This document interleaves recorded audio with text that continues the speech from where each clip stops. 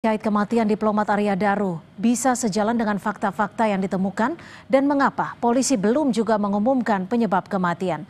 Apakah foto yang diklaim dilihat oleh anggota DPR RI Komisi 3 bisa mengungkap penyebab pasti kematian diplomat? Kita bahas bersama Guru Besar Universitas Bhayangkara, sudah ada Profesor Hermawan Sulistyo atau yang biasa saya sapa dengan Prof. Kiki. Prof. Kiki, kalau tadi Anda juga turut mendengar cuplikan wawancara kami dengan Komisi 3 DPR RI yang mengklaim punya foto ada luka lebam di tubuh Arya Daru. Anda dapat informasi seperti ini juga tidak? Enggak, karena nanti kalau pijakan dasarnya dari foto seperti itu, ribut lagi di sosmed, ribut lagi, itu fotonya asli apa enggak? Itu pakai AI atau tidak, dan seterusnya gitu. Jadi kalau itu harus diperhitungkan. Tetapi kalau scientific based investigation itu mulainya dari ke tubuh korban kan. Wah, ini penonton nggak sabar. Saya udah bilang berkali-kali untuk hasil forensik itu paling cepat 2 minggu.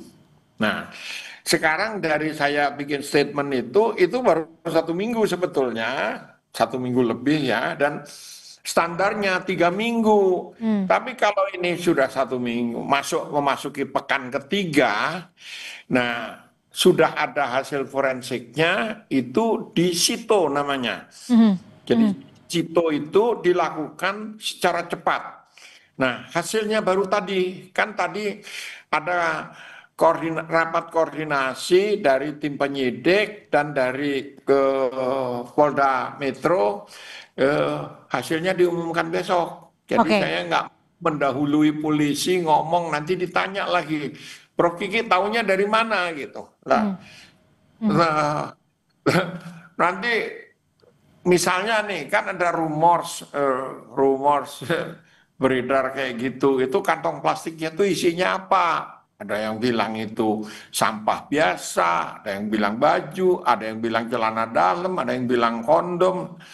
Itu kan semua spekulasi. Nah, kalau kita seharusnya berpijak dari kalau dia dibunuh, diracun, ada nggak jejak racunnya gitu.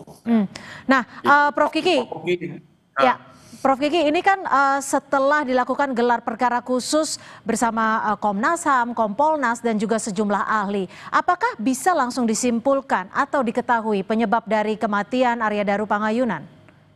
Kalau penyebab kematiannya itu bisa. Yang tidak bisa adalah, atau belum bisa ya, saya menyebut belum bisa, apakah motif ya background yang menyebabkan kematian itu? Nggak bisa.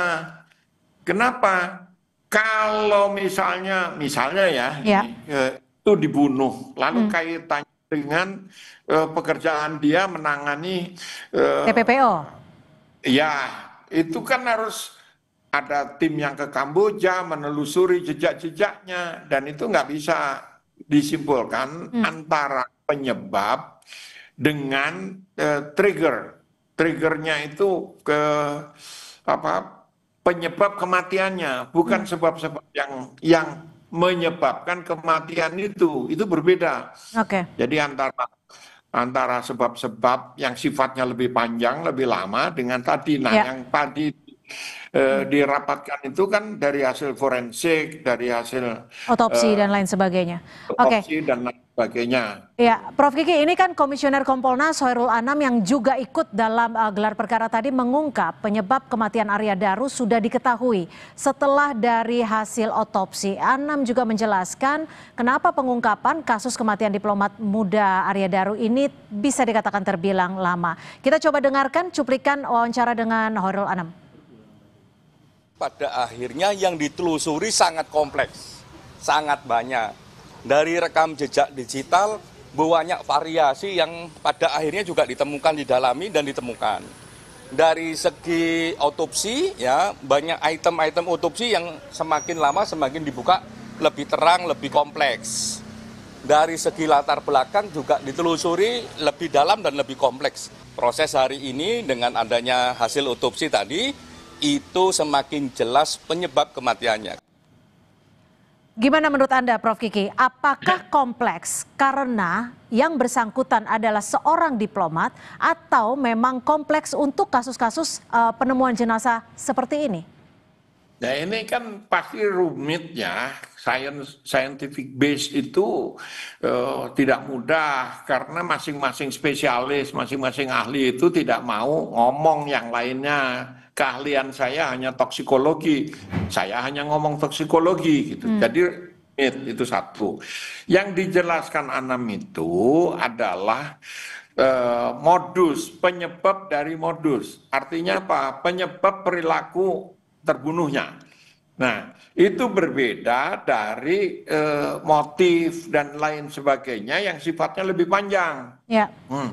Harusnya dia perjelas kalau sudah sangat gamblang jelas itu modusnya. Kalau ternyata kalau ternyata dia dibunuh dengan kaitannya dengan pihak negara lain, itu kan akan panjang, nggak bisa diumumkan begitu saja. Gitu. Nah, ini yang harus dipahami antara penyebab dengan modus yang merupakan tindakannya itu sendiri. Gitu.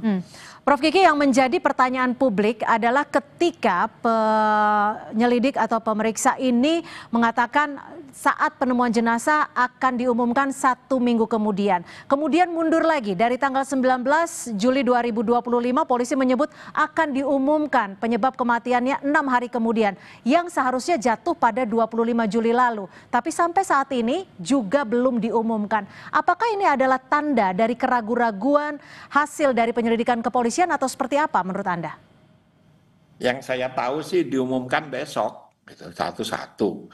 Jadi akan diumumkan besok. Yang kedua, kan dalam proses 1 minggu lagi, tiba-tiba ada temuan baru, gitu ya, temuan baru yang sifatnya bukti fisik, gitu. Dan kalau temuan itu menyangkut background korban, itu harus hati-hati polisi. Misalnya nih, ada spekulasi kan itu karena masalah tempat tidur, ada masalah apa. Kasihan korbannya dan keluarganya. Pak, dia sudah menjadi korban, mati, mau dibunuh atau mau bunuh diri itu persoalan lain. Ya. Setelah meninggal masih dihujat, diperkarakan, diomongin kenapa mati, begini begitu. Itu terjadi viktimisasi. Korban sudah mati itu adalah victim, korban. Kemudian dihujat, dipertanyakan segala macam oleh publik. Dia menjadi korban kedua lagi. Baik, tapi yang menjadi pertanyaan publik di sini adalah temuan jenazah yang memang ditemukan dalam kondisi yang tidak biasa, dalam kondisi terlakban. Itulah yang menjadi pertanyaan. Baik, terima kasih Profesor Hermawan Sulistyo, Prof. Kiki atas perspektifnya. Jadi kita tunggu besok jam berapa kabarnya Prof. Kiki diumumkannya? Wah, saya nggak tahu, saya bukan polisi. Oke, baik. Kita nantikan saja besok ya. Baik, terima kasih Prof. Kiki. Sama-sama.